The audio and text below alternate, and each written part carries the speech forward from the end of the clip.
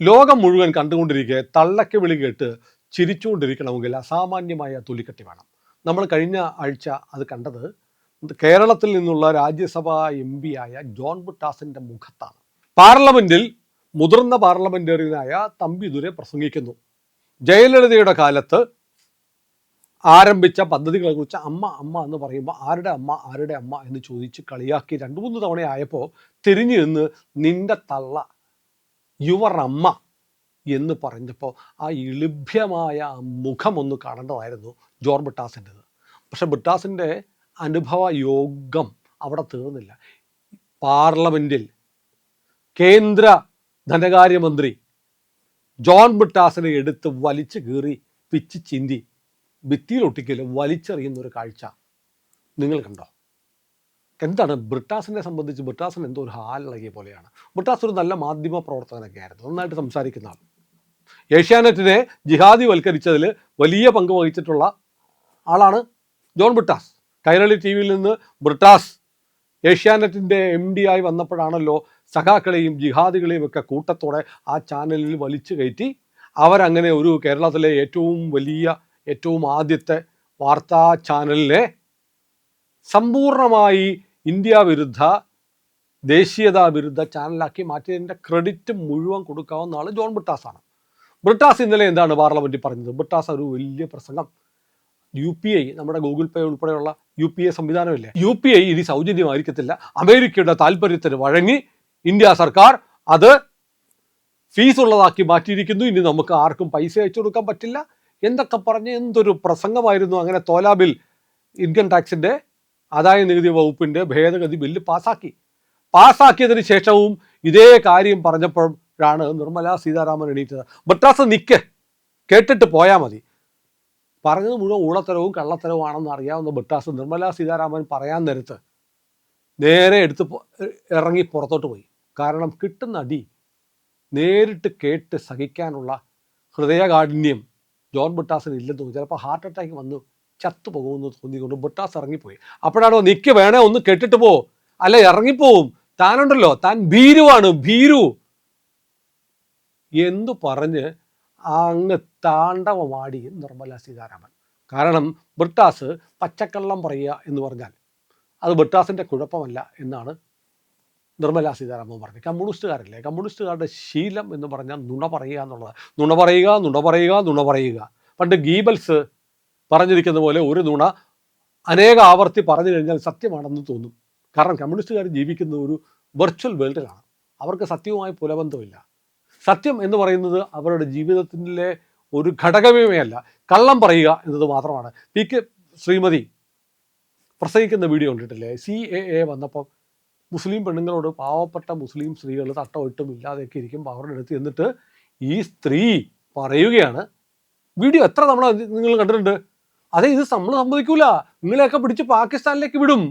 പൗരത്വ ഭേദഗതി നിയമം എന്ന് പറയുന്നത് പൗരത്വം കൊടുക്കാനുള്ളതാണ്, പൗരത്വം കളയാനുള്ള നിയമമല്ല എന്ന് കൃത്യമായി ബോധ്യമുണ്ടായിട്ടും പച്ചക്കള്ളം പ്രചരിപ്പിച്ചു.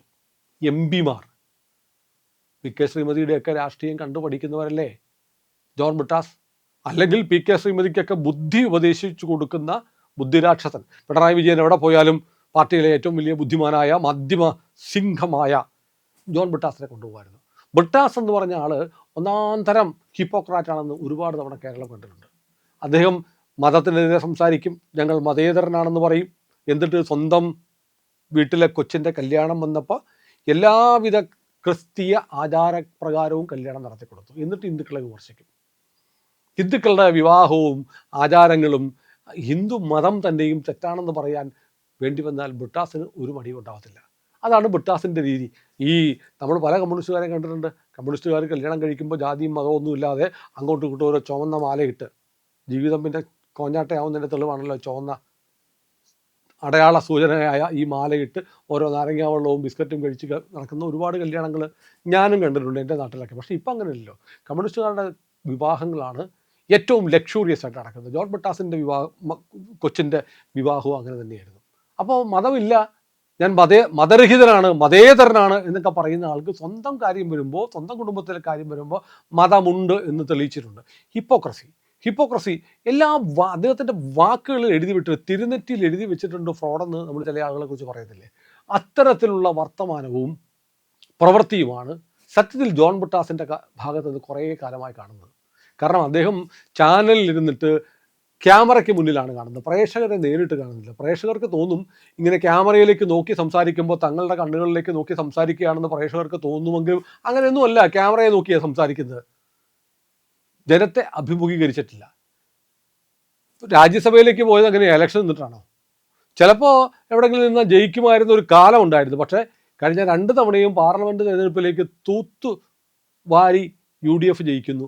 സംപൂജ്യരാവാനുള്ള യോഗ്യതയുള്ള ഒരു പാർട്ടിയായിട്ടാണ് CPM ഇന്ത്യയിൽ മാറിയിരിക്കുന്നത്. കേരളത്തിൽ മാത്രമല്ല, തമിഴ്നാട്ടിലൊക്കെ ആണെങ്കിൽ DMKയുടെ ഒക്കെ തോളത്ത് കയറി എന്തെങ്കിലുമൊക്കെ ഒപ്പിച്ചെടുക്കാമായിരുന്നു. ഇപ്പോൾ കച്ചവടം പൂട്ടിപ്പോയെന്ന് മാത്രമല്ല, ഇനി ബ്രിട്ടാസിന് പാർലമെൻറ്റിൻ്റെ വരാന്തയിൽ വരെ പോകാൻ പറ്റത്തുള്ളൂ. കാരണം അടുത്ത ഏപ്രിൽ 23 ടേം കഴിയുകയാണ്. അതിനകം താൻ വലിയ പാർലമെൻറ്ററിയൻ ആയിരുന്നു എന്നൊക്കെ സ്ഥാപിച്ചെടുക്കാനുള്ള ചില ഉടായ്പ പരിപാടികൾ നടന്നതാണ്. ഒരു കാര്യം ഇത്രയും പറയുമ്പോൾ ഒരു കാര്യം ഞാൻ പറയാതെ തരമില്ല, സത്യം നമ്മൾ പറയണമല്ലോ, അല്ലെങ്കിൽ ബ്രിട്ടാസ് എന്നായി പോകത്തില്ല എൻ്റെ പേര്. കാരണം നമ്മൾ ഈ ഓപ്പറേഷൻ സിന്ദൂർ കഴിഞ്ഞിട്ട് നമ്മൾ വിവിധ രാജ്യങ്ങളിലേക്ക് പാർലമെൻറ്റ് അംഗങ്ങളുടെ ഒരു സംഘത്തെ അയച്ചല്ലോ. അങ്ങനെ അയച്ചപ്പോൾ ശശി തരൂരാണ് ഏറ്റവും കൂടുതൽ സ്കോർ ചെയ്തത്. ഏറ്റവും ഭംഗിയായി ഇന്ത്യയുടെ നയം, നിലപാട് ലോകരാജ്യങ്ങളുടെ മുന്നിൽ വിളംബരം ചെയ്ത ഒരാൾ ശശി തരൂരായിരുന്നെങ്കിൽ കനിമൊഴി, തമിഴ്നാട്ടിലെ കനിമൊഴി അതിവിദഗ്ധമായി തൻ്റെ രാജ്യത്തിന് വേണ്ടി വിദേശത്ത് പോയി വർത്തമാനം പറഞ്ഞു. ജോൺ ബ്രിട്ടാസും പറഞ്ഞു കേട്ടോ. ജോൺ ബ്രിട്ടാസ് തീരെ മോശമായിരുന്നില്ല. കുറ്റം മാത്രം പറഞ്ഞാൽ പോരാ, ഉള്ള സത്യവും കൂടെ പറയണം. അല്ലെങ്കിൽ ഞാൻ നേരത്തെ പറഞ്ഞ പോലെ നമ്മുടെ പേര് എന്തായി പോവും, ജോൺ ബ്രിട്ടാസ് എന്നായി പോവും എൻ്റെ പേര്. അതുകൊണ്ട് മാധ്യമ പ്രവർത്തനത്തിൽ നമ്മൾ പാലിക്കേണ്ടുന്ന ഒരു സദാചാരമുണ്ട്. ബ്രിട്ടാസ് ഇങ്ങനെ നുണ പറയരുത്. നിർമ്മലാ സീതാരാമൻ പറഞ്ഞതുപോലെ നിങ്ങൾ കള്ളം പറയരുത് കമ്മ്യൂണിസ്റ്റുകാരുടെ രീതിയിൽ. ഇപ്പോൾ മർച്ചൻ്റ് ഡിസ്കൗണ്ട് റേറ്റ് എന്ന പേരിൽ ഒരു ഭേദഗതി കൊണ്ടുവന്നിട്ട് നമ്മൾ ക്രെഡിറ്റ് കാർഡുകൾക്കും ഡെബിറ്റ് കാർഡുകൾക്കും ഒരു ചാർജ് ഉപഭോക്താവിൽ നിന്നല്ല കച്ചവടക്കാരിൽ നിന്ന് ഏർപ്പാടാക്കുന്ന സംവിധാനം നടപ്പാക്കാൻ പോവുകയാണ്. അതിന് വിലക്കുണ്ടായിരുന്നു, വിലക്ക് മാറ്റി എന്നേ ഉള്ളൂ. വളരെ കൃത്യമായി സർക്കാർ പറയുന്നു, സാധാരണ ജനങ്ങൾക്ക് ഒരു തരത്തിലും ഇത് ബാധകമാവില്ല, ബാധിക്കുന്നതല്ല എന്ന് പറഞ്ഞിട്ടും നട്ടാൽ കുരുക്കാത്ത നുണ എന്തിനാണ് ബ്രിട്ടാസ് ഇങ്ങനെ പറയുന്നത്? അങ്ങനെ എന്തെങ്കിലുമൊക്കെ പറഞ്ഞിട്ട് വെറുതെ ആളുകൾ തെറ്റിദ്ധരിപ്പിച്ചാൽ, ആളുകൾ ഇത് UPI ഉപയോഗിക്കുമ്പോൾ, ഗൂഗിൾ പേ ചെയ്യുമ്പോൾ, ഫോൺ പേ ചെയ്യുമ്പോൾ, Paytm വഴി അയക്കുമ്പോൾ, ഭീം വഴി അയക്കുമ്പോൾ ആളുകൾക്ക് മനസ്സിലാവില്ലേ എൻ്റെ പൈസയൊന്നും പോകുന്നില്ല എന്ന്? നിങ്ങൾ എന്തിനാണ് ഈ കള്ളം പറയുന്നത്? അതാണ് നിർമ്മലാ സീതാരാമൻ ചോദിച്ചത്. എന്നിട്ടോ ഇതെല്ലാം പറഞ്ഞിട്ട് മറുപടി കേൾക്കാനില്ല, ഒറ്റ പോക്കാണ്. ഇതെന്ത് ജനാധിപത്യം, ഇതെന്ത് പാർലമെൻ്ററി സംവിധാനമാണ്, പാർലമെൻ്ററി മര്യാദയാണ്? കമ്മ്യൂണിസ്റ്റുകാരെ സംബന്ധിച്ചിടത്തോളം പിന്നെ ഈ UPA കുറിച്ച് പറയാൻ നിങ്ങൾക്ക് എന്താ അർഹത? നിങ്ങളുടെ ശാസ്ത്രജ്ഞനുണ്ടല്ലോ, കയറുപരി ശാസ്ത്രജ്ഞൻ തോമസ് ഐസക്ക്, അദ്ദേഹത്തിൻ്റെ വീഡിയോ ബ്രിട്ടാസ് നോക്കിയാൽ ഇപ്പോഴും കിട്ടുമല്ലോ. UPA ഡിജിറ്റൽ മണിയോ? എങ്ങനെ നടപ്പാക്കാൻ? നമ്മുടെ നാട്ടിലെ കരിക്ക് കച്ചവടക്കാരനും മീൻ കച്ചവടക്കാരനും ഒക്കെ എങ്ങനെ ഡിജിറ്റൽ ആയിട്ട് പണം അയക്കും, പണം സ്വീകരിക്കും എന്ന് ചോദിച്ച ഒരു ശാസ്ത്രജ്ഞൻ, വലിയ മഹാനായിട്ട് നിങ്ങൾ കൊണ്ടു നടക്കുന്നില്ലേ ശാസ്ത്രജ്ഞനെ? ഇത് പിന്നെ കുഴപ്പമൊന്നുമില്ല. നമ്മുടെ കേന്ദ്ര ആഭ്യന്തരമന്ത്രി ആയിരുന്ന, ധനകാര്യമന്ത്രി ആയിരുന്ന ചിദംബരവും ചോദിച്ചതാണ്, ഡിജിറ്റൽ ഇന്ത്യ എങ്ങനെ നടക്കും? ഇന്ത്യയിൽ ഇൻ്റർനെറ്റ് ഉണ്ടോ? എവിടെയാണ് ഇൻ്റർനെറ്റ് ഇല്ലാത്തത്? ശരിയാണ്, നിങ്ങൾ ഭരിക്കുന്ന കാലത്ത് ഇൻ്റർനെറ്റ് ഉണ്ടായിരുന്നില്ല നമ്മുടെ ഗ്രാമങ്ങളിൽ എത്തിക്കേണ്ടതാണ് ഇൻ്റർനെറ്റ് എന്നുള്ള കൺസെപ്റ്റ് പോലും, ധാരണ പോലും നിങ്ങൾക്കില്ലായിരുന്നു. ചിദംബരത്തിനില്ലായിരുന്നു, കോൺഗ്രസിനില്ലായിരുന്നു. അതുകൊണ്ടാണ് ഡിജിറ്റൽ മണി അല്ലെങ്കിൽ UPA ട്രാൻസാക്ഷനെ കുറിച്ച് കേന്ദ്ര സർക്കാർ തീരുമാനിച്ചപ്പോൾ ഇത് എങ്ങനെ നടക്കും, നമ്മുടെ രാജ്യത്ത് ഇൻ്റർനെറ്റ് ഇല്ലല്ലോ, എല്ലായിടത്തും ഇല്ലല്ലോ എന്ന് ചോദിച്ചത്. മാറിയില്ലേ ഇന്ത്യ മാറിയില്ലേ? നിങ്ങൾക്ക് മാറിക്കൂടെ? പ്രായോഗികവാദി ആയിക്കൂടെ? സത്യം പറഞ്ഞുകൂടെ?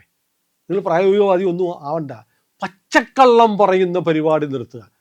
അത് വളരെ അത്യാവശ്യമാണ്. പിന്നെ തള്ളക്കിവിളിയും ഭീരു, പേടിത്തൊണ്ട എന്തൊക്കെയുള്ള ആക്ഷേപങ്ങളും നിങ്ങളെ ഉത്തരവാദപ്പെട്ടവർ പറയുമ്പോൾ സത്യത്തിൽ തൊലി പൊളിഞ്ഞു പോകുന്നുണ്ട്. കാരണം മലയാളി എന്നല്ലേ നിങ്ങളെ വിളിക്കുക, കേരളത്തിൽ നിന്നുള്ള MP എന്നല്ലേ വിളിക്കുക.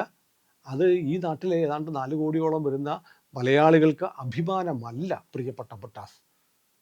ഒരു മാധ്യമ പ്രവർത്തകൻ എന്ന നിലയിൽ എനിക്ക് ബ്രിട്ടാസിനെ വ്യക്തിപരമായി അറിയാം, ബ്രിട്ടാസിനെ എന്നെയും അറിയാം. പക്ഷെ അങ്ങേ ഇങ്ങനെ വിമർശിക്കേണ്ടി വരുന്നത് അങ്ങയെപ്പോലെ ഉള്ള ഒരാൾ ഒരു പാർലമെൻറ്റിൽ സംസാരിക്കേണ്ടത് വസ്തുതകളുടെ അടിസ്ഥാനത്തിലായിരിക്കണം, സത്യമായിരിക്കണം, കളവ് പറയാൻ പാടില്ല. കളവ് പറയുമ്പോൾ ഇതുപോലെ നരിമടയെ ചെന്നിട്ട് അഭ്യാസം കാണിച്ചാൽ വലിച്ചു കീറി ചോര കുടിക്കും. അതാണ് പാർലമെൻറ്റിൽ കണ്ടത്. ഏതായാലും ബ്രിട്ടാസ് നല്ല പാർലമെൻറ്റേറിയൻ എന്ന് പറയിപ്പിക്കേണ്ടത് എന്തെങ്കിലുമൊക്കെ വിളിച്ചു പറഞ്ഞിട്ടല്ല എന്ന് അങ്ങയെ വിനയപൂർവ്വം ഓർമ്മിപ്പിച്ചുകൊണ്ട് ബ്രിട്ടാസിൻ്റെ അടുത്ത നാടകം വരുന്നത് വരെ നമുക്കൊരു ഇടവേളയെടുക്കാം. ഉറപ്പായിട്ട് അതും കാണാം.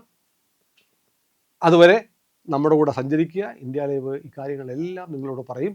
നമ്മുടെ ചാനൽ സബ്സ്ക്രൈബ് ചെയ്യാത്തവർ ഉറപ്പായിട്ടും ചെയ്യണേ.